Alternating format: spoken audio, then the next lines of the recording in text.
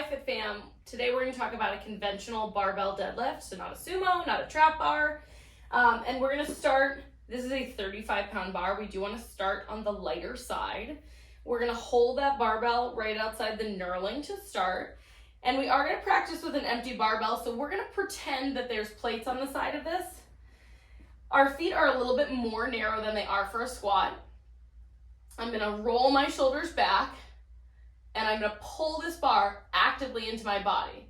The biggest difference between a squat and a deadlift is it's hip dominant, and that really means that instead of worrying about my butt getting down low, I'm worried about my butt going back far. So I'm going to push my hips back. I'm going to find the top of my knee first. From there, I'm still pulling the bar into my body. My arms are long and my shins are vertical. So my knees didn't travel forward because that's not my butt going back. My butt went back to get into this position. Then all I'm going to do is I'm going to sink my hips to find the middle of my shin. My shoulders are right now over the barbell. They're not in line with it. Then I'm going to pull the bar into my body, and I'm going to actively stand up. So again, we're pushing our hips back, finding the top of our knee, sinking the hips from there, finding the middle of our shins, shoulders are over the bar, and I'm going to pull the bar into my body as I straighten my legs. Butt back, butt down, and then pull it all the way in. From there, we're going to add plates, light ones. I would add 10s to start. These are just the closest plates to me. From here on out, and as you build in your sets of deadlifts, we're always going to start with the barbell on the floor. We just started with the barbell up at our hips when it was empty. Now the barbell is the appropriate height. I'm going to stand, show you from a bunch of angles, but I'm going to stand directly under the bar. It rolled a little, but it's going to be right over my laces. And when I grab that bar, my knees are pressing out and my hands are outside them.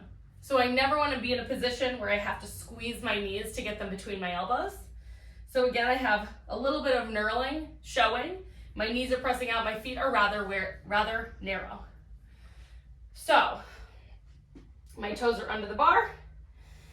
I'm going to grab the bar a little bit wider than the knurling, sinking my butt down. So I'm pulling my shoulder blades down, butt down, chest up. And again, I'm going to actively pull the bar into my body. So I'm going to take a breath, pull the bar into my body, all the way to the top.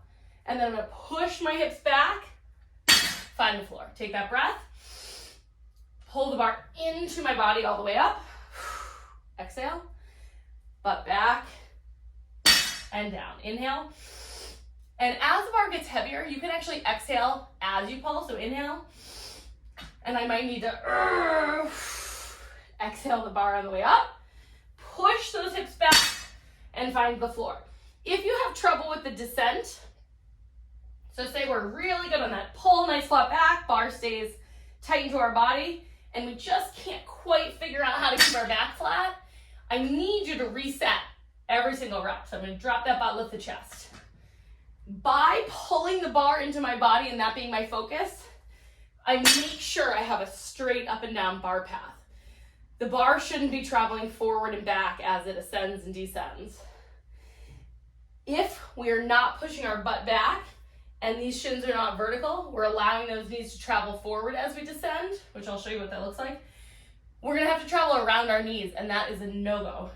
So, starting at the top, if I start sinking straight down, so I didn't push my butt back, I let it come down, my knees are way forward, I'm going to have to travel around them, which puts me in a very compromising position on my spine. So we're going to make sure those butt cheeks go back, shins stay vertical, and then we're going to sink them down. And that is your conventional barbell deadlift.